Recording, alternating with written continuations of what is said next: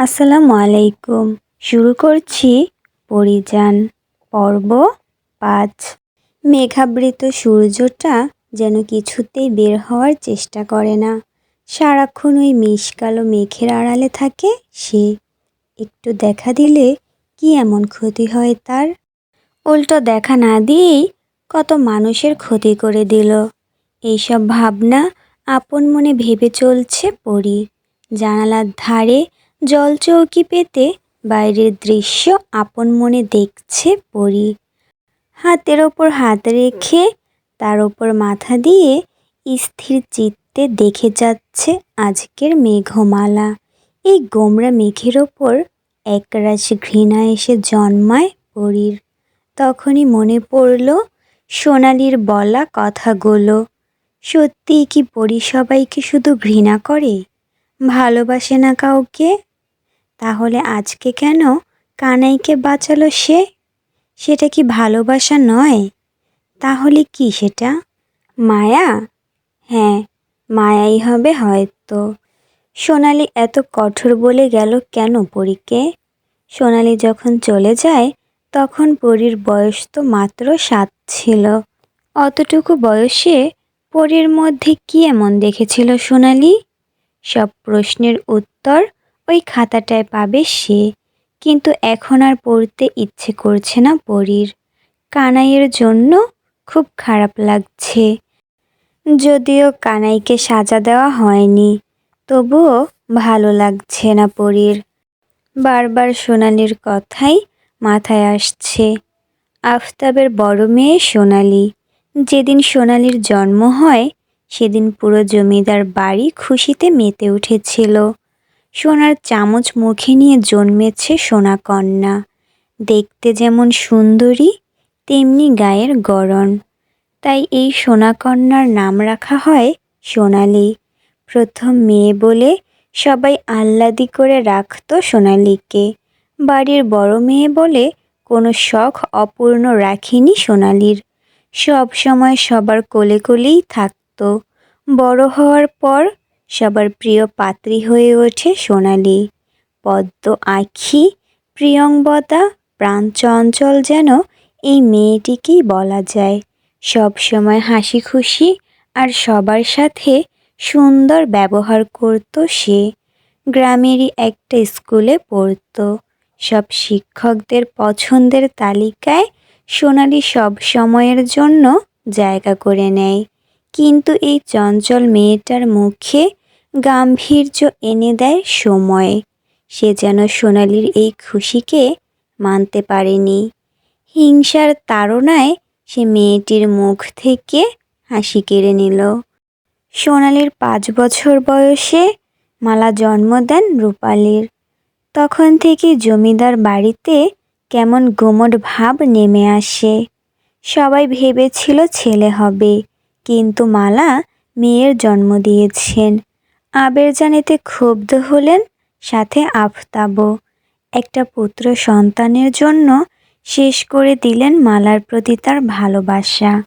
মায়ের প্রতি অবহেলা দেখে সোনালির কোমল হৃদয় কেঁদে উঠল। বাবাকে আস্তে আস্তে ঘৃণা করতে শুরু করলো। তবে সেই ঘৃণা কখনোই আফতাবের সামনে প্রকাশ করত না সে। নীরবে নিভৃতে চোখের পানি ফেলত। ভাবত নিজে অভিশাপ দিতে পারেনি তো কি হয়েছে, ওর চোখের পানি তো অভিশাপ হয়ে দাঁড়াতেই পারে। পরীর জন্ম যেন সবার কাল হয়ে দাঁড়ায়। যেখানে একটা ছেলেই জন্ম দিতে পারেনি মালা, সেখানে রূপবতী মেয়ের জন্ম দিয়ে কি হবে?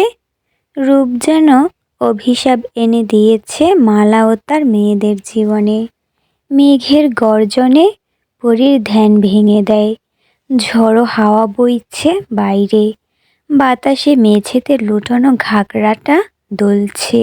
সামনের কোঁকড়ানো চুলগুলোও বাতাসের সাথে মেতে উঠেছে যেন। শীত লাগছে পরীর। জ্বরটা এখনো কমেনি, তবে এই জ্বর কখনোই কাবু করতে পারেনি পরীকে। আজকেও তার ব্যতিক্রম হলো না। তবে জলচৌকি থেকে উঠে দাঁড়িয়ে সে ঘরের সব জানালাগুলো বন্ধ করতে লাগলো। হঠাৎই তার একটা কথা মনে পড়ল।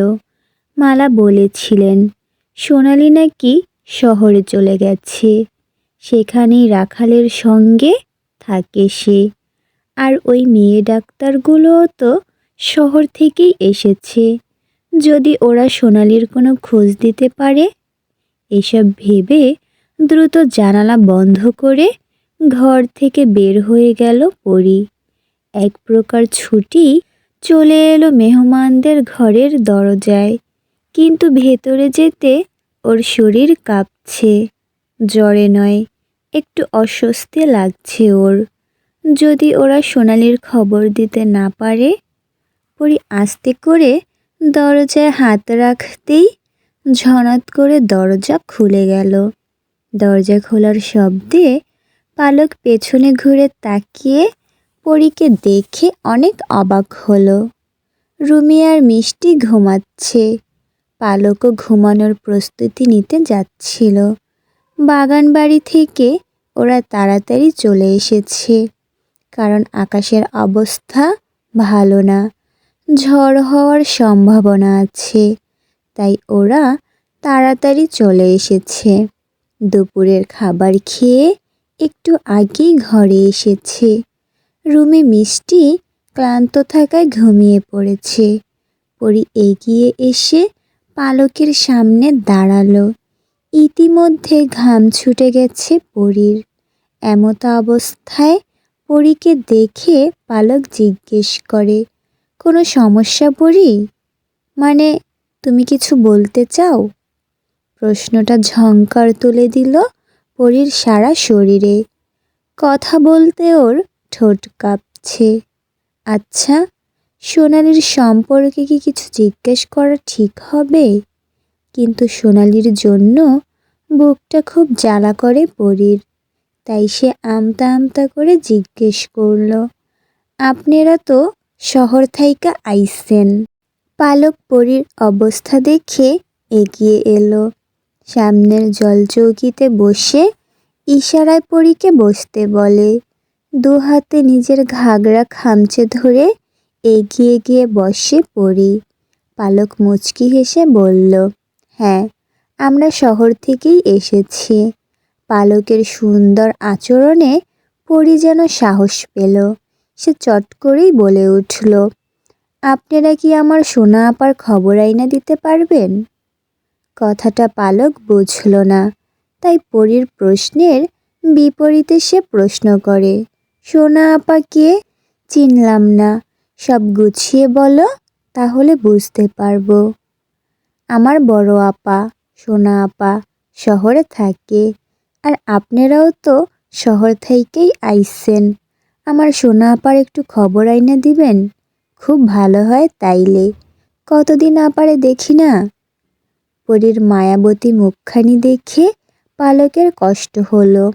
এই মুখটা দেখলে বোধ হয় পুরুষ কেন, কোনো নারীও পরীকে ফেরাতে পারবে না। টসটসে জলে ভরা চোখ দুটো সবাইকে ঘায়েল করার প্রধান অস্ত্র। তোমার আপা শহরে থাকে বুঝলাম, কিন্তু বাড়িতে আসে না? তোমার বাবাকে বললেই তো পারো, তোমাকে শহরে নিয়ে যাবে। তখন তুমি তোমার আপাকে দেখতে পারবে। পালকের কথায় পরী ঘন ঘন মাথা নেড়ে বলে, না, আব্বা আমারে কোনোদিনই শহরে নিয়ে যাইব না। আপার কথা কইলে তো নিবই না। কেন, কি এমন করেছে তোমার আপা? দীর্ঘশ্বাস ফেলল পরী। নিচের দিকে তাকিয়ে বলতে লাগলো, আপা আমাগো গ্যারামের একটা পোলারে ভালোবাসতো অনেক, কিন্তু আমার আব্বা মাইন্না নেয় নেই। তার লাইগা আমার আপা হেরে নিয়া শহরে চইলা গেছে, আর আহে নাই।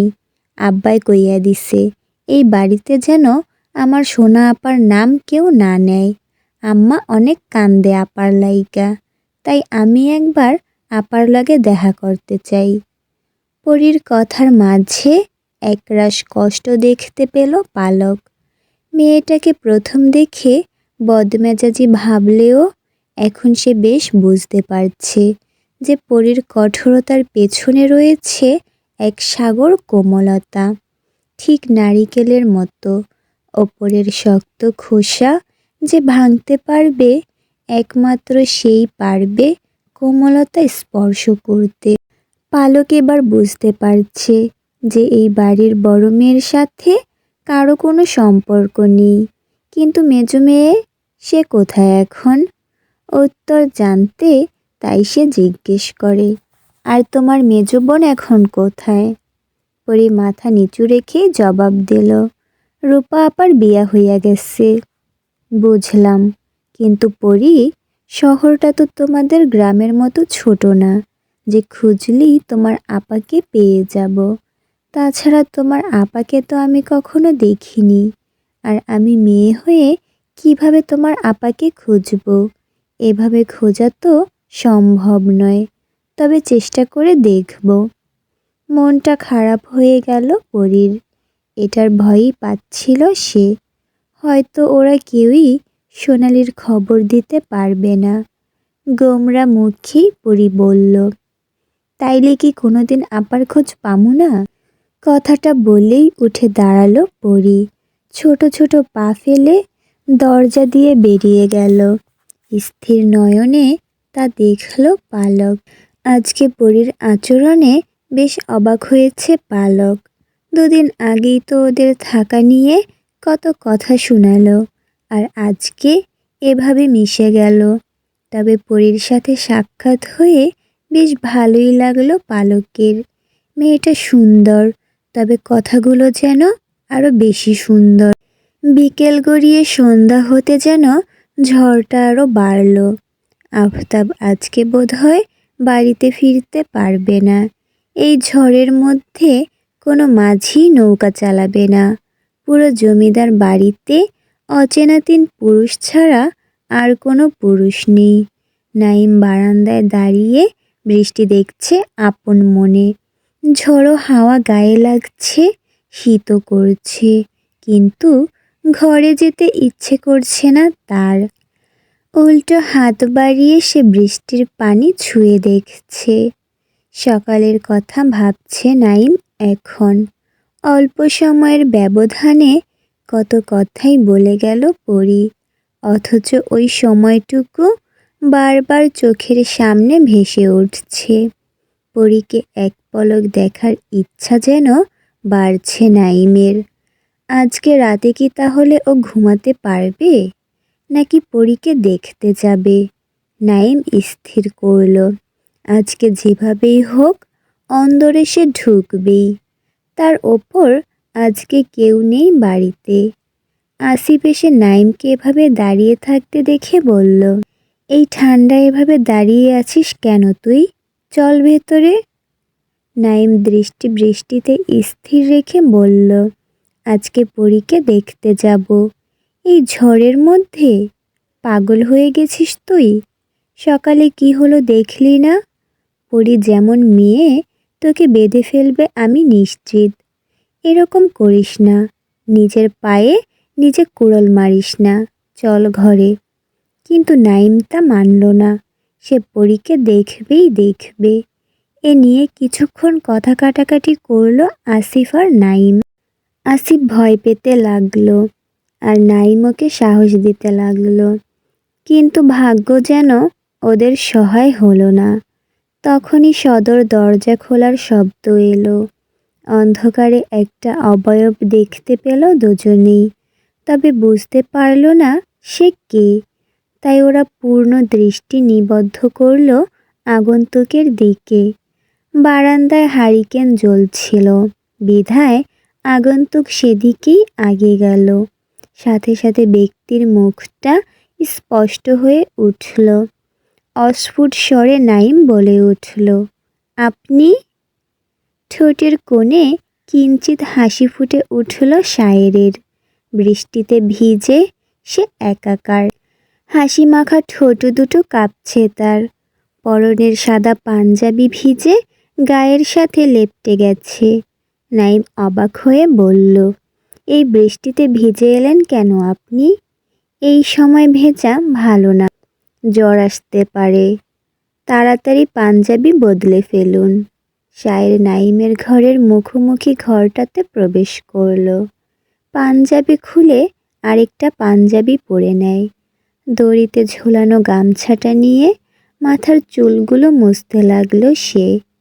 আফতাব বাড়িতে নেই বলেই শায়েরকে আসতে হলো, না হলে তার ঠেকা পড়েছে এই ঝড়ের মধ্যে আসতে।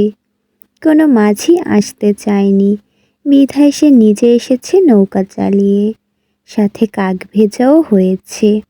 আফতাবের সবচেয়ে বিশ্বস্ত লোক হলো সেহরান শায়ের, বলতে গেলে ডান হাত। আখিরের থেকে সে শায়েরকে বেশি ভরসা করে। সব কাজের দায়িত্ব একমাত্র শায়েরকে দিয়ে নিশ্চিন্ত হতে পারেন সে। কোনো কাজে আজ পর্যন্ত দেরি করেনি শায়ের। তাছাড়া ওর কাজের হাত চমৎকার, বলতে গেলে যেখানে হাত দেয় সেখানেই সোনা পায়। এই জন্য আফতাব একটু বেশি স্নেহ আর বিশ্বাস করে শায়েরকে। এমনকি শহর থেকে ডাক্তার আনার জন্যও শায়েরের হাত আছে। শায়েরের পরামর্শেই আফতাব ডাক্তার এনেছেন। শায়ের বলেছে এতে নাকি আফতাবের নাম বাড়বে, সবাই আরও বেশি বেশি শ্রদ্ধা করবে তাকে। হয়েছেও তাই। সবার মুখে মুখে এখন আফতাবের গুণগান ছাড়া কিছুই শোনা যায় না। নাইমের সঙ্গে শায়েরের দেখা শহরেই হয়েছিল, তবে তা ক্ষণিকের জন্য। এরপর নাইম আর শায়েরকে দেখেনি, সে অন্য শহরে গিয়েছিল। আজই গ্রামে ফিরেছে, আর এসেই কাজে লেগে পড়েছে। এখন শায়েরের প্রধান কাজ হলো এই জমিদার বাড়ি রক্ষা করা, যেন বাইরের কেউ এই বাড়িতে ঢুকতে না পারে। কিন্তু এই মুহূর্তে ক্ষুধায় পেট জ্বলছে ওর। কিছু না খাওয়া অবধি সে কিছুই করতে পারবে না। তাই সে ছাতা হাতে বের হলো। অন্দরমহলের দরজায় কয়েকবার টোকা দিল, কিন্তু কেউ সাড়া দিল না। অতঃপর শায়ের কুসুমকে কয়েকবার ডাকতেই কেউ একজন দরজা খুলে দিল। মুখোমুখি হলো পালক আর শায়ের। পালককে শায়ের একদমই আশা করেনি, ভেবেছিল বুঝি কুসুম আসবে। শায়ের নিজের বিস্ময়তা বিনা প্রকাশে বলল, কুসুমকে একটু ডেকে দিবেন। হারিকেনটা একটু উঁচু করে ধরে পালক, এতে শায়েরের মুখটা আর একটু স্পষ্ট হয়।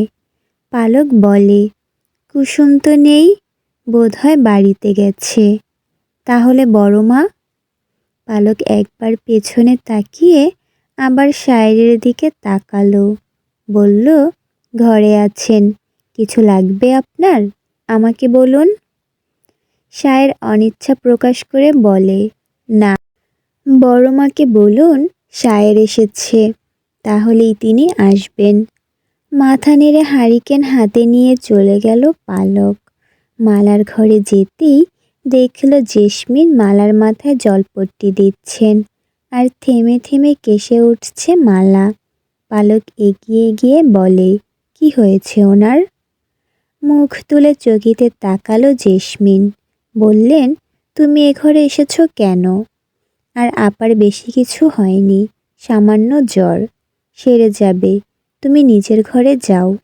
পালক শায়েরের কথা বলতেই জেসমিন ঘর থেকে বের হয়ে গেল। তার সাথে পালককেও নিজের ঘরে যেতে বলে। ঘরে এসেই পালঙ্কে গা লাগিয়ে শুয়ে পড়ে পালক। রুমি আর মিষ্টি খাতা কলম নিয়ে কিসব হিসাব কষছে। এসব ভালো লাগছিল না বিধায় পালক নিচতলার বারান্দায় গিয়ে দাঁড়িয়েছিল। অন্দরের দরজা ধাক্কার শব্দে সে দরজা খুলল, কিন্তু চোখের সামনে কাঙ্ক্ষিত পুরুষটিকে দেখে যেন মুগ্ধতা এসে ভেড়ে দুই নেত্রে। এই নিয়ে তৃতীয়বারের মতো শায়েরের সাথে দেখা তার। প্রথম দেখা হয়েছিল শহরে। অদ্ভুত এই পুরুষটির চোখে আটকে গিয়েছিল পালকের নয়নজোড়া। অন্য রকমের মাধুর্য আছে শায়েরের চোখে। সুরমা পরায় চোখ দুটোর সৌন্দর্য বেশি ছড়াচ্ছে। সেখানেই পালক কিছু পলক আটকে গিয়েছিল। তারপর আর দেখা হয়নি। আজকে বাগানবাড়িতে দ্বিতীয়বার দেখা হয়, তবে তা দূর থেকেই। আর এখন যে এইভাবে শায়েরের সাথে পালকের দেখা হবে তা ভাবেইনি পালক।